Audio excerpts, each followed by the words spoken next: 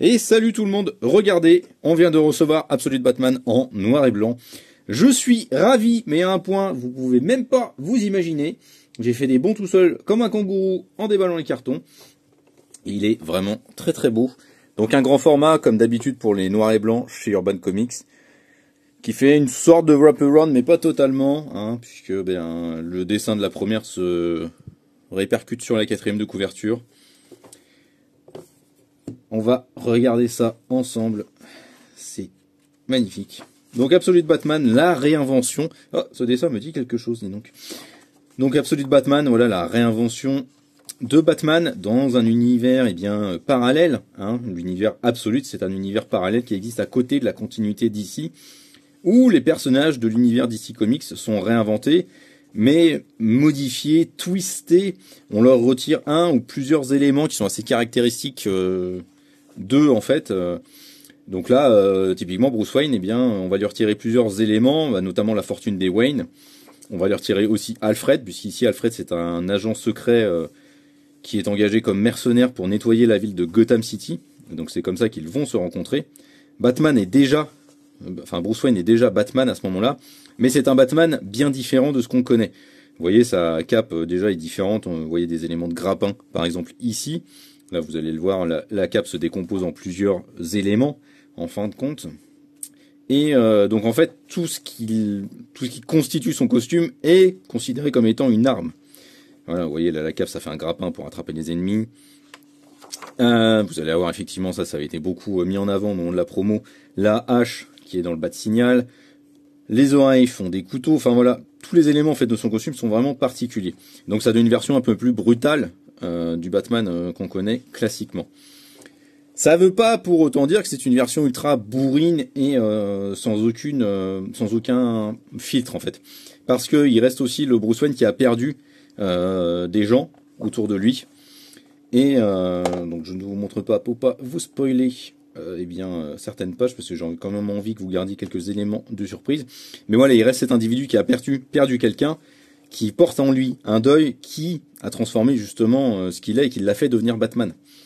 Donc c'est toujours intéressant là-dessus, parce que c'est toujours le parcours et le cheminement personnel d'un individu qui est brisé, qui vit dans une ville qui est corrompue jusqu'à l'os, et qui veut guérir la ville de cette corruption en fin de compte. Donc c'est vraiment très très bien de ce point de vue-là, puisque Scott Snyder, bon, c'est un habitué de Batman, et il a écrit des tonnes et des tonnes de trucs de Batman, mais c'était pas toujours réussi. Là, pour le coup, avec les 6 premiers épisodes de Absolute Batman, on peut clairement dire que sa réinvention est une réussite. Il y va vraiment, des fois, pas avec le dos de la cuillère, c'est-à-dire que lui et Nick Dragota font des réinventions qui sont vraiment abusées. Enfin, genre par exemple, c'est ce truc-là, avec le bâtiment en flammes, qui fera écho forcément à certains films. Le fait qu'il écrive ici Batman AM, bon, en VO c'est comme expliqué dans la note de traduction, Batman as fuck. Donc vraiment le Batman ultime, le Batman poussé avec tout l'écran au maximum. Le curseur est vraiment, et les potards sont poussés à pleine balle. Donc en fait c'est ça le truc, c'est que c'est vraiment Absolute Batman, c'est Batman avec les potards poussés au maximum à tous les niveaux. C'est-à-dire qu'il est plus violent, il est plus radical, mais il est aussi beaucoup plus torturé, beaucoup plus en deuil que ce que on a précédemment dans le Batman de la continuité classique. Il y a un personnage justement qui sort une phrase à un moment donné qui à mon avis résume très bien ce qu'est Absolute Batman, puisque voilà, c'est un échange entre deux personnes, et l'un des personnages dit que c'est peut-être un peu trop ce qu'il est en train de faire, et en face on lui répond oui, mais trop à l'heure actuelle c'est peut-être ce qu'il faut à la société pour se bouger. Et je trouve en fait que ça résume parfaitement l'esprit de Absolute Batman. Et en fait, cet esprit, on a besoin de ce truc-là, je trouve, de ce récit qui pousse les potards au max, qui prend pas tant de détours, qui prend pas non plus tant de pincettes que ça, et qui va juste montrer une ville corrompue à mort par un gang complètement pourri et complètement déglingué, avec un mec en face qui n'a que son intelligence, sa force brute, parce que voilà, ce Batman, il est aussi massif. C'est un Bruce Wayne qui est une masse musculaire absolue. J'essaie de nous retrouver la page où on le voit dans le premier épisode justement. Et puis il y a quand même des planches qui sont signées Nick Dragota. Enfin c'est des pépites. Enfin genre ça. Enfin Nick Dragota, moi c'est un dessinateur que j'adore, que j'ai suivi sur East of West, mais aussi sur les Fantastic Four de Jonathan Hickman. Vous voyez là, il est là Bruce. Voilà, c'est une masse musculaire le mec. Hein. C'est une force de la nature. Voilà, il pète le punching ball en deux. Voilà, c'est abusé, clairement, ça va très très loin, ça repousse les limites. Mais en fait, c'est ça qui est marrant, et c'est ça qui est intéressant. C'est de voir à quel point, eh bien, on repousse toutes les limites de ce qu'on connaît habituellement sur Batman, mais qu'on va les repousser d'une manière cohérente et crédible. Et ça marche de manière exceptionnelle.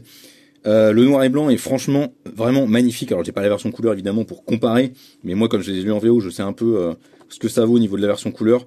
Et vraiment le taf est vraiment poussé. Je m'excuse si en feuilletant des pages j'ai pu vous mettre quelques petits spoilers. Normalement j'ai essayé de les esquiver, mais bon, on sait jamais. Donc je m'en excuse par avance.